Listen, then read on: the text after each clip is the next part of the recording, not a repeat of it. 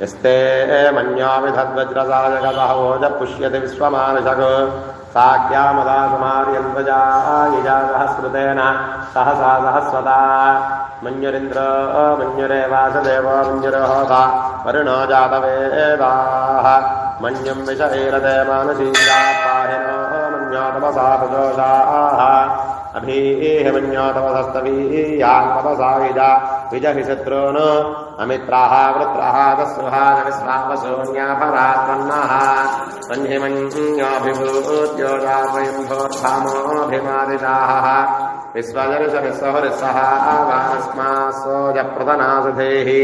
अभागः सन्नपरे तोस्मृतः विषस्य प्रजेतः तन्त्वामन्योतुर्जहीरान्त्वानात्मलयाजमेः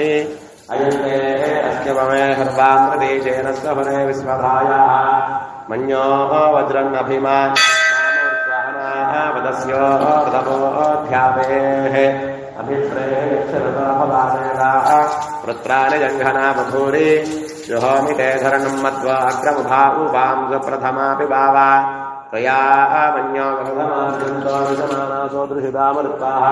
विग्मेकलायुधा संससानाभिप्रयन्तनरो अग्निरूपाः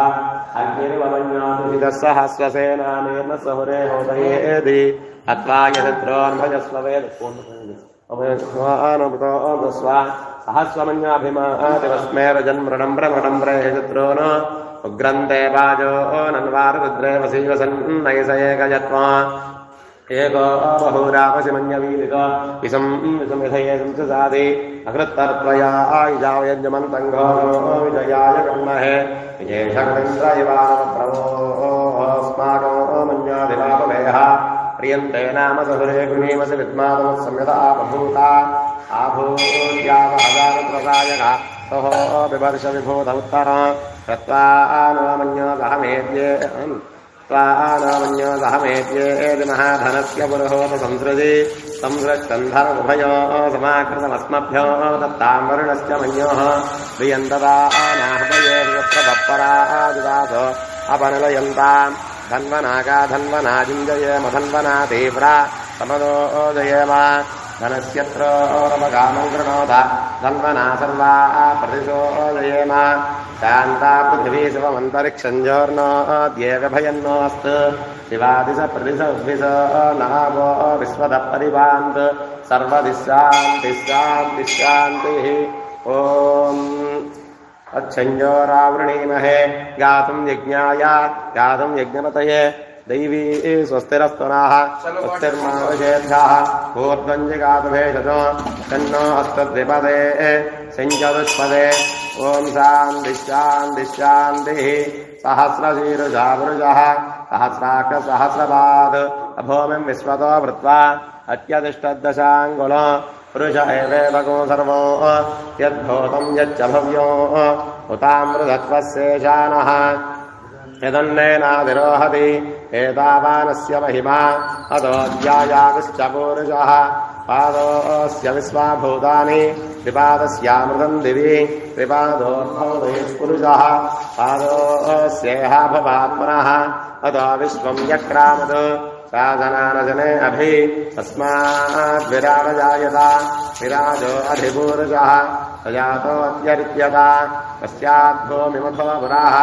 यत्पुरुषेण हविषा देवा यज्ञमतन्वता वसन्तो अस्यासीदाद्यो ग्रीष्म यद्मः शरद्धविः सप्तास्यासन्मरिधयः त्रिसप्तसमिधकृताः देवा यज्ञन्तन्वानाः अभद्रन् पुरुषं वशं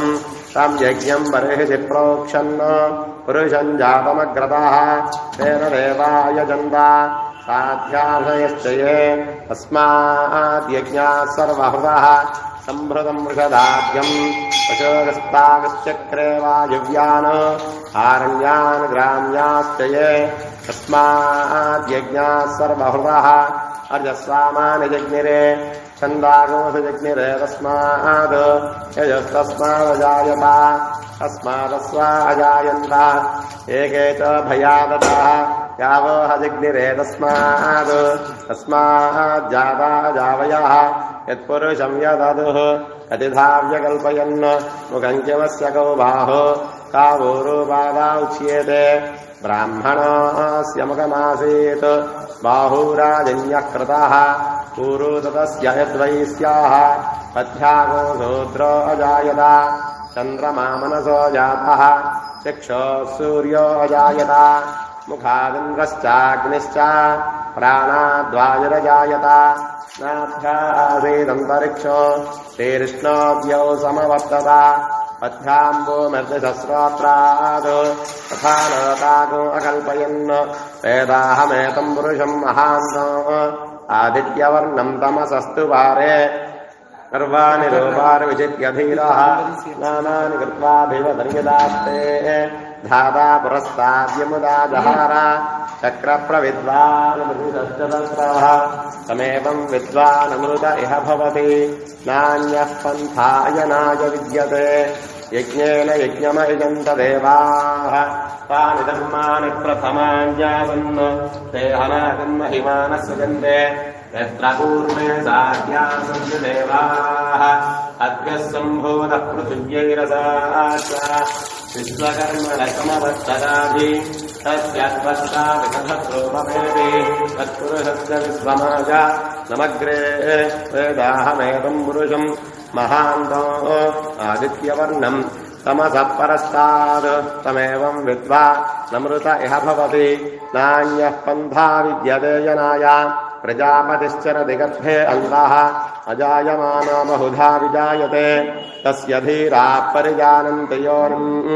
मरीचीनाम् पदमिच्छन्ति वेधसः यो देवेभ्यः तपति यो देवानाम् पुरोहितः पूर्वो यो देवेभ्यो जातः नमो ऋचाय ब्राह्मये अर्जम् ब्राह्मण्यनयन्तः देवा अग्रे तदब्रुवन् अस्त्वैवम् ब्राह्मणो विद्यात् अस्य देवाः सन्वसे ह्रीश्च ते लक्ष्मीश्च पत्न्यो अहोरात्रे पार्श्वे